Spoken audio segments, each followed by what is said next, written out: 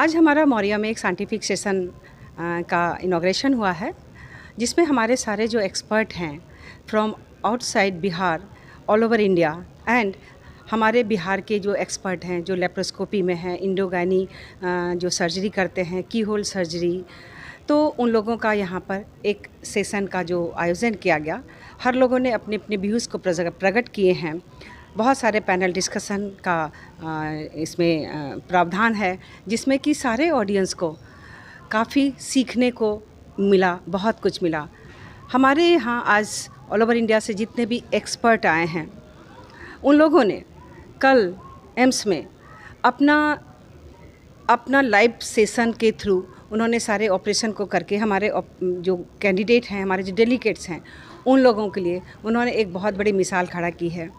हमारे बिहार में आज बहुत लोग लेप्रोस्कोपी कर रहे हैं और बहुत लोगों में जिज्ञासा है, लेकिन इस वर्कशॉप और ये जो कॉन्फ्रेंस है, इसके बाद निश्चित रूप से हमारे नए जनरेशन को एक जो उत्तेजना काफ़ी उसके मन में आएगी कि हम भी इस फील्ड में अपना एक्सपर्टीज़ हासिल करें। इस कॉन्फ्रेंस में जो इस लेप्रोस्कोपी को बढ़ावा दिया जा रहा है, इसके बहुत सारे फ़ायदे हैं। ये की होल सर्जरी है और आज तक या अभी भी ओपन सर्जरी का ट्रेंड हमारे यहाँ थोड़ा ज़्यादा है। इस ऑपरेशन के बाद सिर्फ डॉक्टर को ही नहीं बल्कि पेशेंट को काफ़ी ज़्यादा राहत मिलता है। ऑपरेशन के बाद पेशेंट को कॉम्प्लिकेशन भी कम होते हैं और ये जो अचीवमेंट है डॉक्टर्स के द्वारा, थोड़ा लर्निंग कर्व लंबा है, लेकिन स्किल हासिल करने के बाद ये बड़ा ही आसान सर्जरी है। इसमें कॉम्प्लिकेशन रेट भी धीरे धीरे काफ़ी कम हो जाता है। तो ये एक बिल्कुल ही जो इंडोस्कोपी है, की होल सर्जरी है, हमारे बिहार के लिए एक बहुत ही जो ये सेमिनार और वर्कशॉप है, काफ़ी उसके लिए कारगर साबित होगा।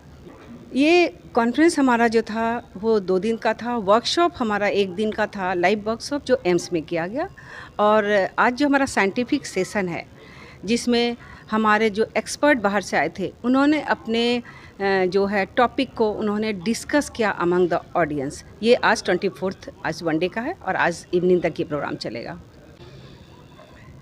ये जो की होल सर्जरी बोलते हैं और लेप्रोस्कोपिक सर्जरी, इससे पेशेंट को काफ़ी राहत मिलती है। ऑपरेशन के बाद हम सेम डे उसे डिस्चार्ज कर सकते हैं, उसका कॉम्प्लिकेशन रेट कम होता है।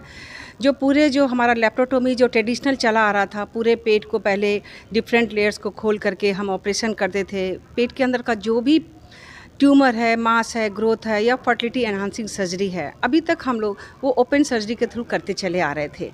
लेकिन जब लेप्रोस्कोपी की बात करते हैं तो सिर्फ 4 या 3 होल के द्वारा, पिन होल होता है, ये पेंसिल होल के थ्रू हम बड़ा बड़ा ऑपरेशन करते हैं और साथ में और एडवांस जो मशीनरी पार्ट है, उसके थ्रू हम बड़े बड़े जो ग्रोथ हैं, ट्यूमर्स हैं, उसको हम पेशेंट को उससे राहत दिलाते हैं।